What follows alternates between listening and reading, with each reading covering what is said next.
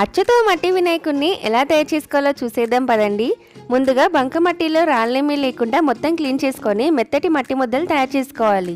చపాతీ పిండి మాదిరి ఒత్తుకుంటే గణపతి పర్ఫెక్ట్గా వస్తుంది. ఇప్పుడు అచ్చులో కొబ్బరి నూనె వేసి అన్ని కొనలకు నూనె అంటేలా చూసుకొని మిగతాది పంపేసుకోండి. ఎంత బాగా నూనె అంటించుకుంటే అంత సులువుగా అచ్చు నుండి విగ్రహం విడిపోతుంది. ముందుగా కొంచెం కొంచెంగా మట్టిని తీసుకొని అచ్చులో అన్ని భాగాలలోకి మట్టి కూర్పేలా గట్టిగా ఒత్తుకోవాలి. మీరు ఇక్కడ గట్టిగా ఒత్తుకోకపోతే అచ్చు సందుల్లోకి మట్టి సరిగ్గా నిండక విగ్రహం సరిగ్గా రాదు.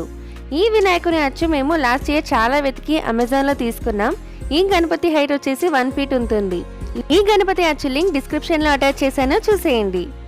అచ్చులో ఒక లేయర్ అంతా నింపేశాక అచ్చు బయటకు 1 ఇంచు మందం ఎక్స్ట్రా వచ్చేలా మొత్తం మట్టితో నింపేసుకోవాలి. ఇది కూడా ప్రెస్ చేస్తూ ఒత్తుకోవాలి. అలా విగ్రహం పటిష్టంగా ఉంటుంది. ఆపై అచ్చు ఎడ్జెస్ అన్ని నీట్గా క్లీన్ చేసుకొని విగ్రహం బేస్ కూడా సమానంగా వచ్చేలా చూసుకోవాలి.